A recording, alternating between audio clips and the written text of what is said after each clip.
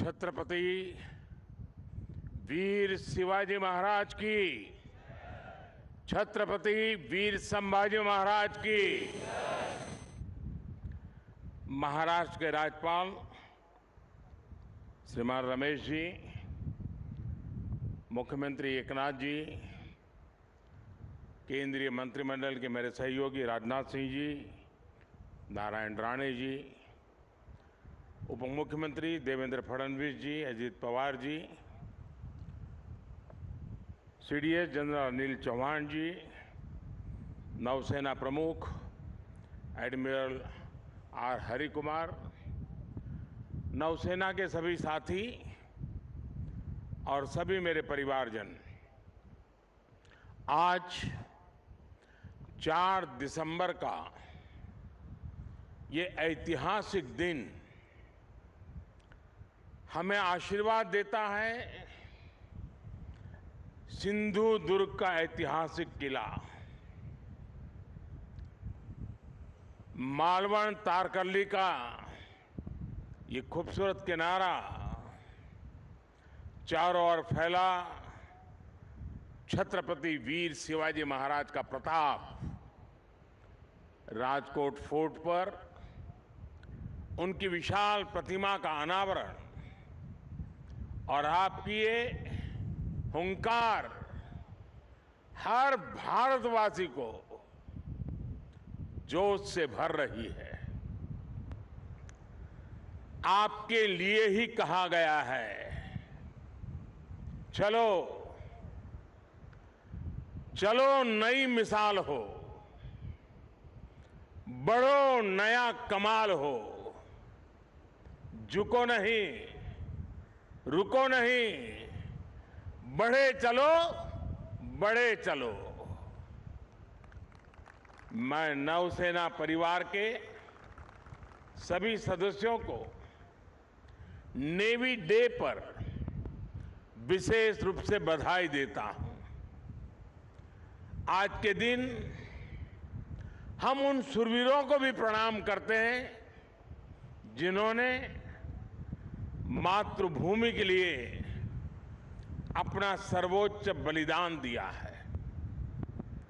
साथियों, आज सिंधु दुर्ग की इस वीर भूमि से देशवासियों को नौसेना दिवस की बधाई देना वाकई अपने आप में बहुत बड़े गौरव की घटना है। सिंधु दुर्ग के ऐतिहासिक किले को देखकर हर भारतीय गर्व से भर जाता है।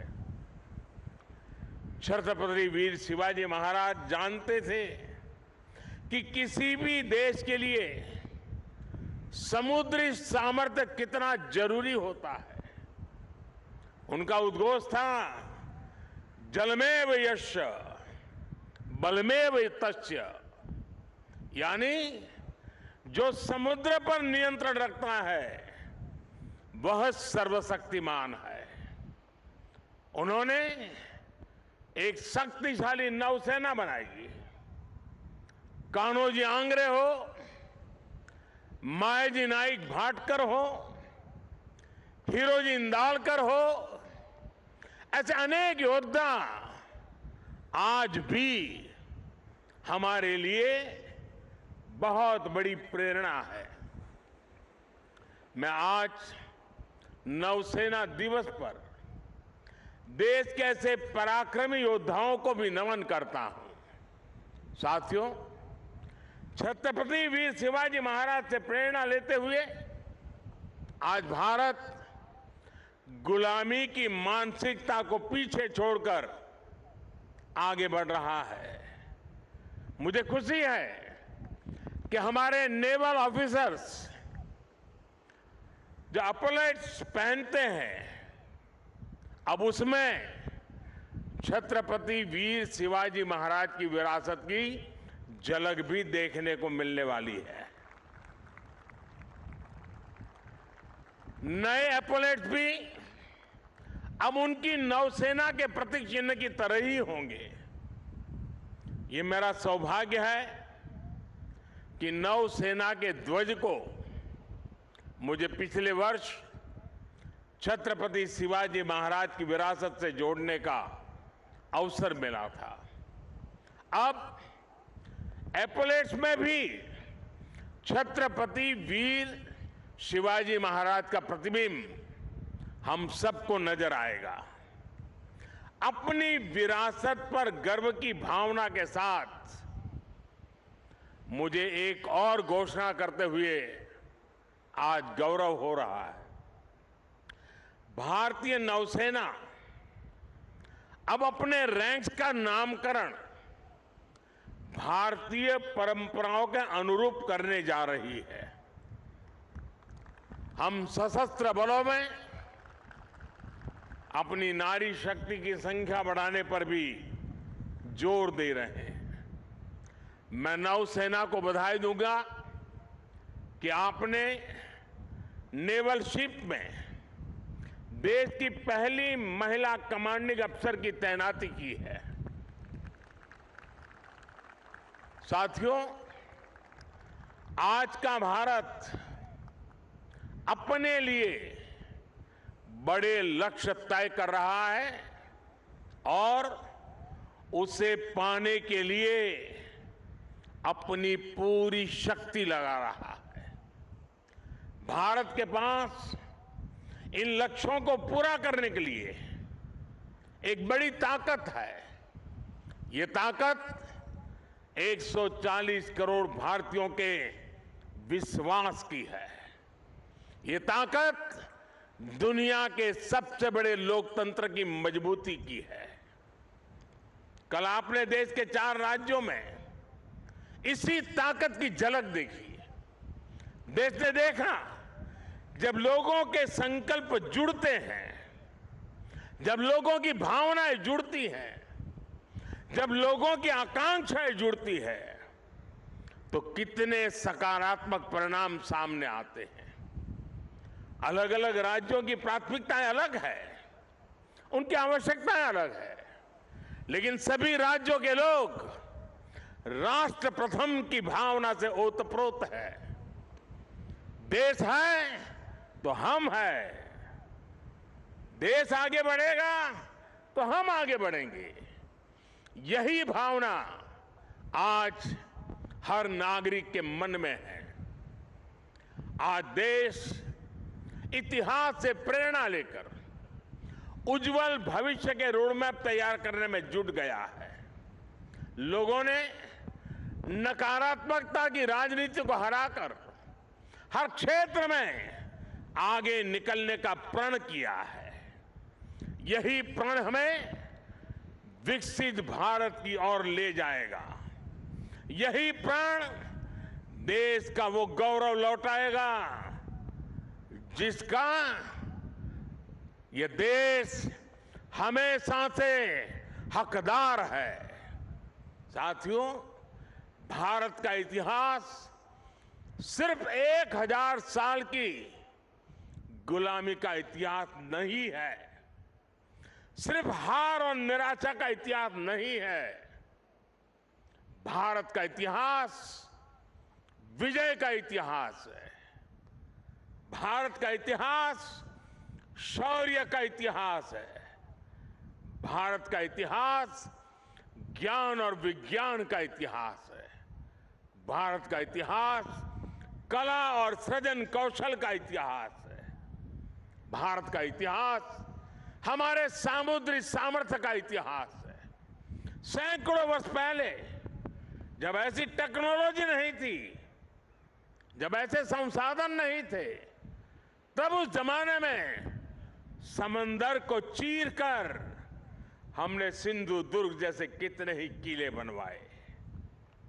भारत का सामुद्रिक सामर्थ्य हजारों साल पुराना है।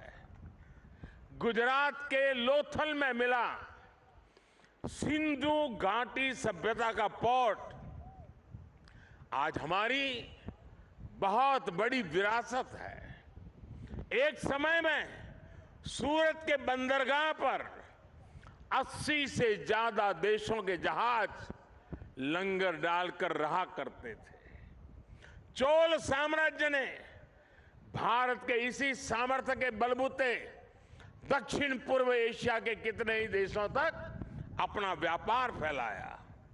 और इसलिए जब विदेशी ताकतों ने भारत पर हमला किया तो सबसे पहले हमारी इस शक्ति को निशाना बनाया गया। जो भारत नाव और जहाज बनाने के मशहूर था, उसकी ये कला, ये कौशल, सब कुछ ठप कर दिया गया। और जब हमने समंदर पर अपना नियंत्रण खोया, हमने अपनी सामरिक आर्थिक ताकत भी खो दी। इसलिए आज जब भारत विकसित होने के लक्ष्य पर चल रहा है तो हमें अपने इस खोए हुए गौरव को फिर से पाकर के ही रहना है। इसलिए ही आज हमारी सरकार भी इससे जुड़े हर क्षेत्र पर फोकस करते हुए काम कर रही है। आज भारत ब्लू इकोनॉमी को अभूतपूर्व प्रोत्साहन दे रहा है। आज भारत सागर माला के तहत पोर्ट लेड डेवलपमेंट में जुटा है। आज भारत मैरीटाइम विजन के तहत अपने सागरों के पूरे सामर्थ्य का इस्तेमाल करने की ओर तेज गति से बढ़ रहा है। मर्चेंट शिपिंग को बढ़ावा देने के लिए भी सरकार ने नए नियम बनाए हैं। सरकार के प्रयासों से बीते 9 वर्षों में भारत में सी फेरर्स की संख्या में 140% से ज्यादा बढ़ोतरी हुई है। मेरे साथियों, ये भारत के इतिहास का वो कालखंड है जो सिर्फ 5-10 साल का नहीं बल्कि आने वाली सदियों का भविष्य लिखने वाला है। 10 वर्ष से भी कम के कालखंड में भारत दुनिया में 10वें नंबर की आर्थिक ताकत से बढ़कर 5वें नंबर पर पहुंच गया है। और अब बहुत तेजी से 3रे नंबर की आर्थिक महाशक्ति बनने की तरफ आज भारत अग्रसर है। आज देश विश्वास और आत्मविश्वास से भरा हुआ है। आज दुनिया को भारत में विश्व मित्र का उदय होता दिख रहा है। आज स्पेस हो या फिर समंदर, हर जगह दुनिया को भारत का सामर्थ्य दिख रहा है। आज पूरी दुनिया Bharat, middle east, Europe economic corridor की चर्चा कर रही है। जिस स्पाइस रूट को अतीत में हमने खो दिया था, वो अब फिर से भारत की समृद्धि का सशक्त आधार बनने जा रहा है। आज मेड इन इंडिया की चर्चा पूरी दुनिया में हो रही है। तेजस विमान हो या किसान ड्रोन, यूपीआई सिस्टम हो या फिर चंद्रयान 3, हर जगह, हर सेक्टर में मेड इन इंडिया की धूम है। आज हमारी सेनाओं की अधिकतर जरूरतें मेड इन इंडिया अस्त्र शस्त्र से ही पूरी की जा रही है। देश में पहली बार ट्रांसपोर्ट एयरक्राफ्ट का निर्माण शुरू हो रहा है। पिछले साल ही मैंने कोची में स्वदेशी एयरक्राफ्ट कैरियर आईएनएस विक्रांत को नौसेना में कमीशन किया था। INS Vikrant make in India, आत्मनिर्भर भारत का एक सशक्त उदाहरण है। आज भारत दुनिया के कुछ गिने चुने देशों में है जिसके पास ऐसा सामर्थ्य है।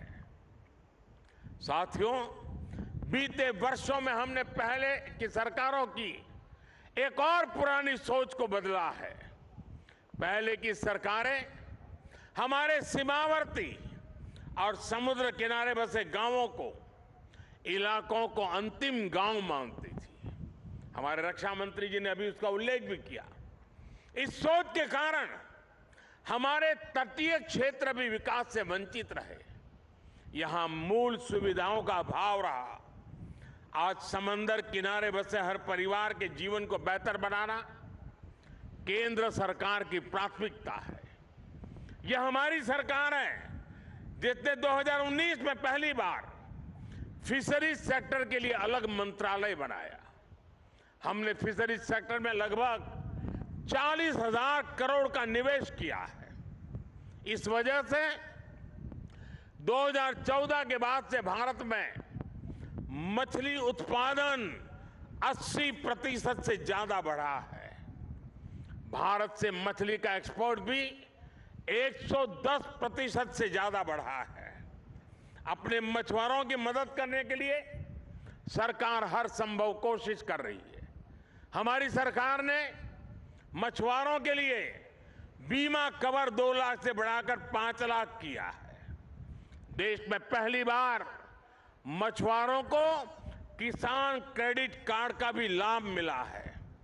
सरकार फिशरीज सेक्टर में वैल्यू चेन डेवलपमेंट पर भी काफी जोर दे रही है। आज सागरमाला योजना से पूरे समुद्र किनारे में आधुनिक कनेक्टिविटी पर बल दिया जा रहा है। इस पर लाखों करोड़ रुपए खर्च किए जा रहे हैं ताकि समुद्री किनारों में नए उद्योग लगे, नए बिजनेस आए। मछली हो, दूसरा सी फूड हो, इसकी पूरी दुनिया में बहुत अधिक डिमांड है। इसलिए हम सी फूड प्रोसेसिंग से जुड़ी इंडस्ट्री पर बल दे रहे हैं ताकि मछुआरों की आय बढ़ाई जाए। मछुआरे गहरे समंदर में मछली पकड़ सके, इसके लिए वो नावों के आधुनिकीकरण के लिए भी उनको मदद दी जा रही है। साथियों, कोंकण का ये क्षेत्र तो अद्भुत संभावनाओं का क्षेत्र है।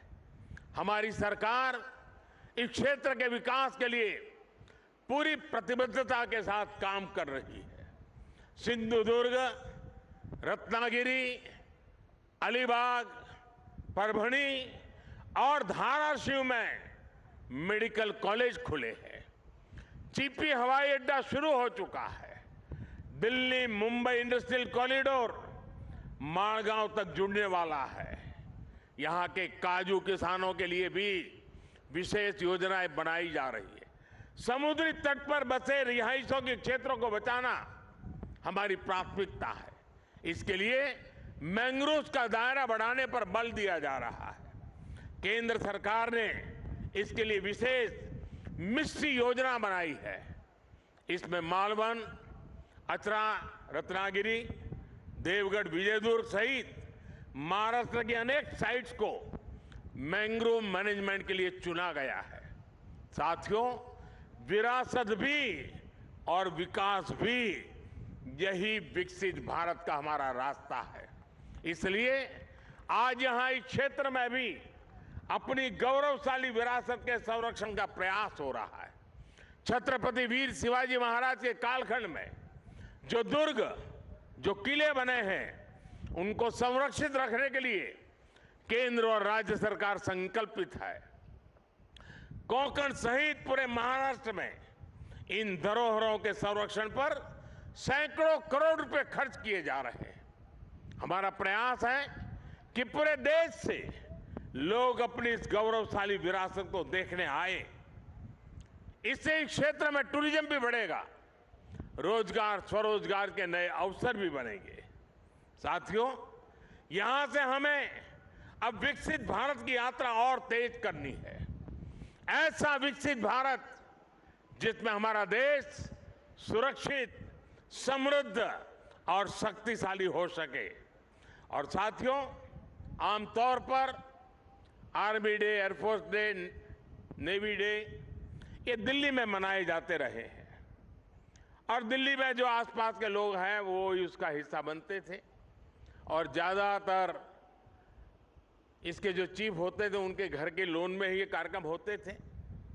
मैंने उस परंपरा को बदला है और मेरी कोशिश है कि चाहे आर्मी डे हो, नेवी डे हो या एयरफोर्स डे हो, देश के अलग अलग हिस्सों में हो, और उसी योजना के तहत इस बार का नेवी डे इस पवित्र भूमि पर हो रहा है जहां पर नेवी का जन्म हुआ था।